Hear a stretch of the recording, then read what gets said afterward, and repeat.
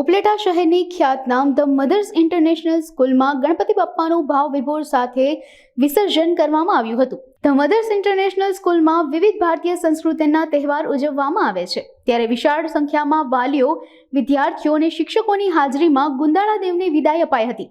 અંતિમ દિવસે ગણપતિને બ્રાહ્મણો દ્વારા મંત્રોચ્ચાર કરીને આગલા વર્ષે વહેલા પધારશો સહિતના નાદ સાથે ગણેશજીનું વિસર્જન કરવામાં આવ્યું હતું.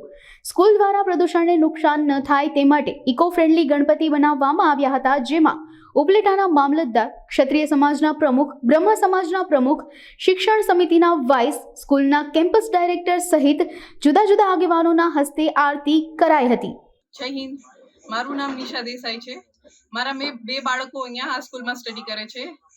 અત્યારે મધર્સ પ્રાઇડ સ્કૂલમાં ગણપતિ ઉત્સવ ચાલી રહ્યો છે, જે અવારનવાર ધાર્મિક તહેવારો ઉજવવામાં અહીંયા આવે છે. સ્કૂલ દ્વારા શિક્ષકો, વાલીઓ બધાનો સહયોગ સારો હોય છે, જેમાં દિવાળી સેલિબ્રેશન, જન્માષ્ટમી સેલિબ્રેશન કે પછી રક્ષાબંધન કે દિવાળી, કોઈ પણ ધાર્મિક તહેવારો બહુ જ સરસ રીતે ઉજવવામાં આવે છે, જેમાં સાંસ્કૃતિક કાર્યક્રમો, ધાર્મિક કાર્યક્રમો અને આ બધા અવારનવાર પ્રોગ્રામ થતા હોવાથી આપણા બાળકોમાં એ ધાર્મિક સંસ્કારોનું સિંચન ખૂબ જ સારી રીતે થાય છે, જેમાં બાળકોને ખુદ ઉત્સાહ થાય છે કે અમે સ્કૂલે જઈએ, આ બધા સેલિબ્રેશનમાં ભાગ લઈએ. ઇવન સર, મેડમ અને બધા એ લોકોનું 100% અટેન્શન કે આ લોકો ફેસ્ટિવલમાં છોકરાઓ શું ચાલે છે, શું ધાર્મિક રીત રિવાજો છે, બધું સમજે.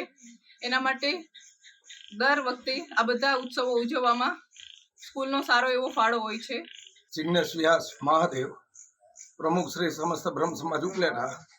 આજ રોજ મધર્સ પ્રાઇડના સ્કૂલના સંચાલક શ્રી ઝાલા સાહેબ તરફથી ગણપતિ મહોત્સવમાં આવવાનું થયું અને અહીંયા આવ્યા પછી આરતીનો લાભ લીધેલ.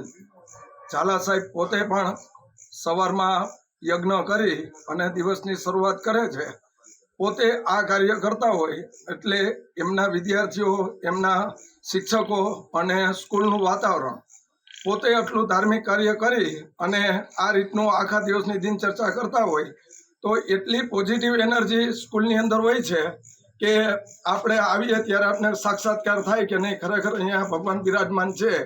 અને પોતે એટલા ભક્તિભાવ સાથે એક તહેવારની ઉજવણી કરવામાં આવે છે કે નવરાત્રિ મહોત્સવ હોય, દિવાળી મહોત્સવ હોય, શિક્ષક દિવસ હોય અને એક પ્રવૃત્તિની અંદર અને ગામમાં કોઈ પણ કાર્ય હોય તો તેની અંદર મધર્સ પ્રાઇડ સ્કૂલના ઝાલા સાહેબનું યોગદાન હોય અને ગમે ત્યારે ગમે એ કાર્ય હોય તો તેની અંદર ઝાલા સાહેબ પોતે હાજર રહે છે. તો ખરેખર જો આ રીતની સ્કૂલમાં એના વહીવટ કરતા પોતે આ રીતના હોય તો તેનું સ્કૂલના બાળકોથી લઈ અને ગામને પણ સારામાં સારો આનો લાભ મળે છે.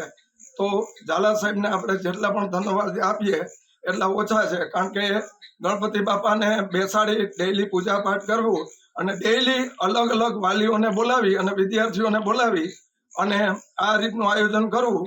આજ રોજ ગણપતિ મહોત્સવના વિસર્જન નિમિત્તે આજે ઇકો ફ્રેન્ડલી કે ઘાસ અને કાગળની જ મૂર્તિ બનાવી અને શ્રેષ્ઠ ઉદાહરણ પૂરું પાડેલ છે.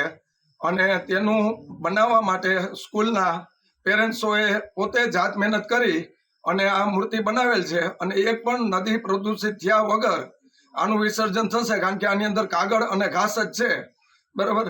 તો તે એક ઊંચામાં ઊંચો વિચાર રજૂ કરેલ છે મધર્સ પ્રાઇડ સ્કૂલના તમામ વાલીશ્રીઓએ.